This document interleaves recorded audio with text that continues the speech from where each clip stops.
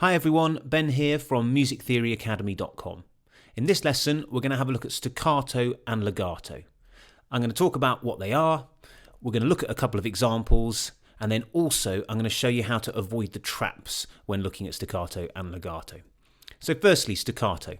Well, staccato literally means short and detached, and when you see a staccato marking, which is a dot above or below the note, it means that you should play that note short or detached. So let's have a look at an example.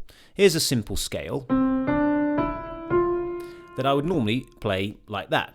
Well, if there were dots underneath the notes, instead of joining the notes together, I would actually make them detached, so it would sound like this.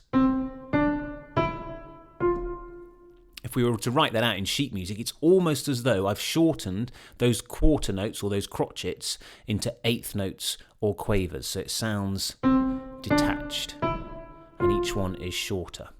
Okay, let's have another look at another example. I could just have a dot under the first note. If I had a dot under the first note of the scale, it would sound like this. Listen to it again. You can hear how that first note, the C, is short and detached. It starts to give us a slightly interesting articulation to what we're playing. So, what's this trap I was talking about? Well, the trap people fall into with staccato when they're reading music is they confuse it with a dotted note. A dotted note that comes alongside a note, just after the note, is not a staccato marking. That is a dotted rhythm. I've covered that in another video. I'll post a link to that below. So don't confuse that. That is not a staccato marking. A staccato marking comes either directly below or above the note head. A dotted rhythm, the dot comes just after the note. So that's staccato. What about legato? Well, legato is the opposite of staccato. It literally means bound or together, but in musical terms, we often associate it with the word smoothly. We want to hear some smooth playing. And it's shown by a curved line that's above or below the notes, otherwise known as a slur marking. So let's have a look at this. Here's our scale again, and you can see underneath that you've got this curved line. It's a slur, and so the composer is wanting me to play these four notes really smoothly and really together like this. So you're looking out for that slur marking. Composers will also sometimes just simply write the word legato, and that will mean that they want you to play that particular bit smoothly. The interesting thing about legato is you can start with these slur markings to get some really interesting articulation. So here you've got two slur markings, and if I was performing this, I'd perform it like this. Hear it again.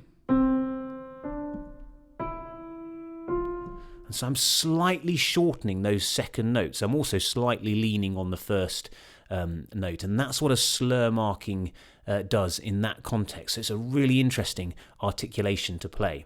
Here's another example. Now we're combining a slur mark, some legato, and also with a staccato. So I'd play this particular phrase like this. So we've got the slur marking followed by the staccato. And if we wrote that out, that's almost how I would be playing that. What about the if you've got a long slur marking? There's one thing I just want to mention. So here you've got a curved line that's going all the way through this phrase. This is actually called a phrase marking, and I'm to be trying to play this whole phrase really smoothly like this.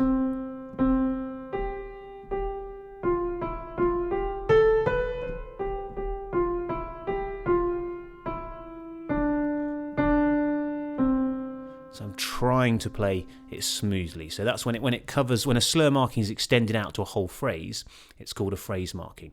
Right, what about the trap that we come into with legato? Well, the trap with legato is that it's very similar to a tie.